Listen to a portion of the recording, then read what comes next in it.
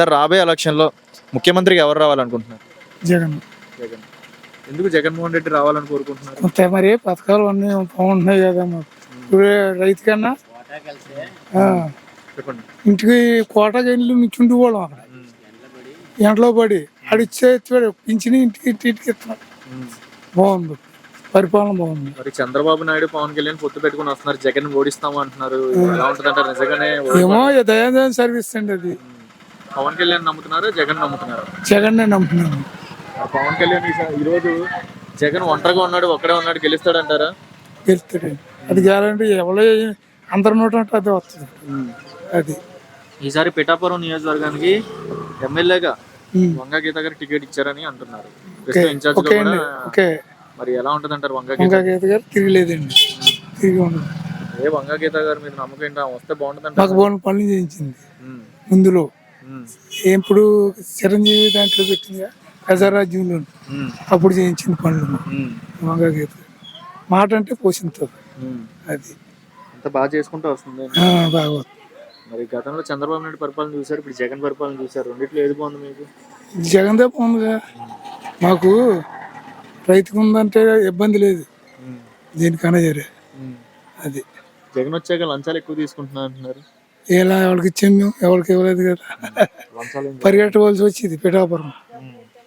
అప్పుడు పోలంతా చివరి అది. ఎవరి నోట అంటే అదే వస్తుంది చూడండి. ఈసారి రాబోయే ఎలక్షన్లో ముఖ్యమంత్రిగా ఎవరు రావాలనుకుంటున్నారు? మాకండి జగన్. జగన్. ఎందుకు జగన్మోహన్ రెడ్డి రావాలనుకుంటున్నారు? అంటే బతికించేయండి మమ్మల్ని. ఏమి వచ్చినాయమ్మా మనకి? మాకు డబ్బులు అవి వచ్చేయండి.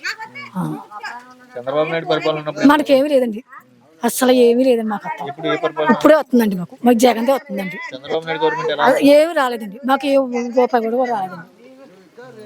మరి ఇప్పుడు రాష్ట్ర వ్యాప్తంగా వాలంటీర్లు పెట్టారు కదమ్మా, ఈ వాలంటీర్లు ఉపయోగపడుతున్నారా? పడుతుందండి, మనకు తెచ్చిస్తున్నారండి. అయ్యో వస్తలేదు అంటున్నా. మరి ఈసారి ఎవరు రావాలనుకుంటున్నారు?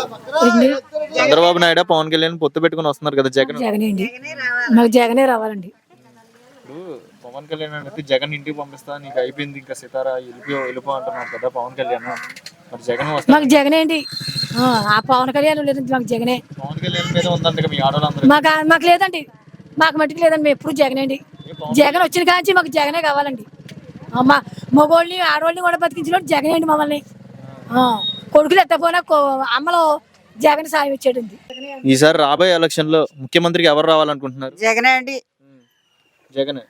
ఎందుకు జగనే రావాలనుకుంటున్నావు? మన ఏదోటి ఇస్తున్నాడు కదండి, డబ్బులు ఏయోటి పరిపాలన చేస్తున్నాడు కదండి, అందుకని. చంద్రబాబు నాయుడు పరిపాలన చూసారు కదా. ఏం చేయలేదండి, మా నాలుగేళ్ళు దింగేసాడు చంద్రబాబు నాయుడు. మరి ఇప్పుడు జగన్ వచ్చాక ఎలా ఉంది? బాగానే ఉందండి. మరి మన ఇట్టు పెట్టండి.